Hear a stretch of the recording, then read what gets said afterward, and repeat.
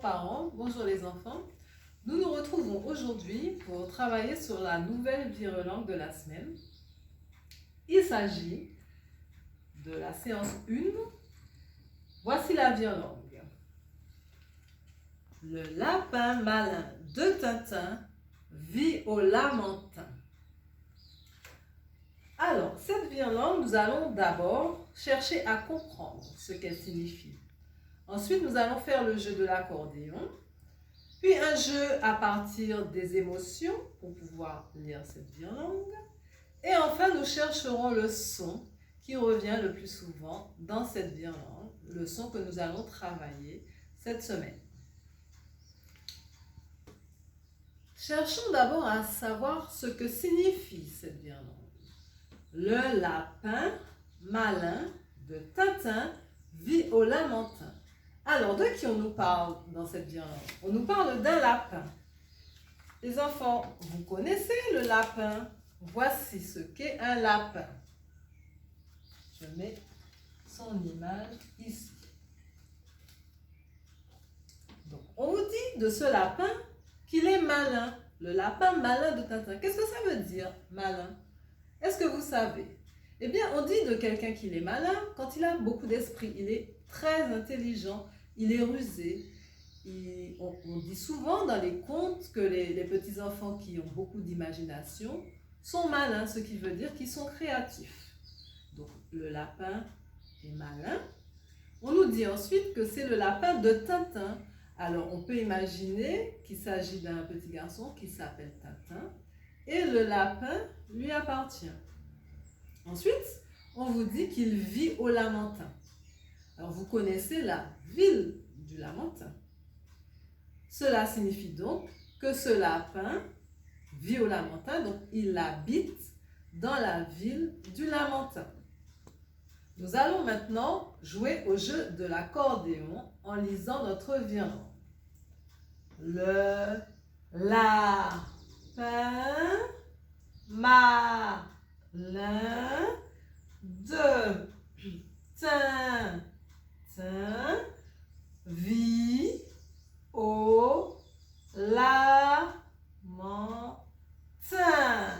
Alors, vous pouvez faire pause et vous faites cet exercice. On peut le refaire ensemble encore une fois. Le lapin malin de Tintin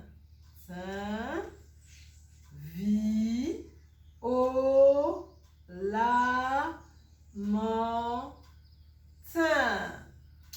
Nous allons maintenant prononcer cette virelangue en utilisant les émotions. Nous allons d'abord utiliser la tristesse. Le lapin malin de Tintin vit au Lamentin. Nous pouvons aussi utiliser la joie. Le lapin malin de Tintin vit au Lamentin. Voilà, vous pouvez faire pause et essayer à votre tour.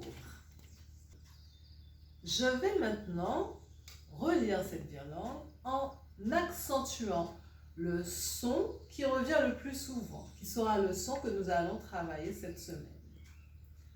Le lapin malin de Tintin vit au Lamentin. Alors, est-ce que vous avez trouvé de quel son il s'agit? Eh oui, il s'agit du son 1. Voici la carte de Borel-Mézoni qui représente ce son. Donc, c'est le son 1, comme ceci. 1. Maintenant, je vais vous montrer comment écrire ce son avec plusieurs écritures. Donc, nous avons en capitale comme ceci, le son 1, en cursive et en script.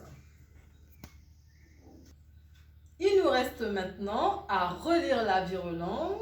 Alors, je vais coller ici la carte de Borel-Mézoni avec le son 1. Relisons ensemble la violon. Le lapin malin de Tintin vit au Lamentin. Donc, je rappelle, le son, c'est le son 1.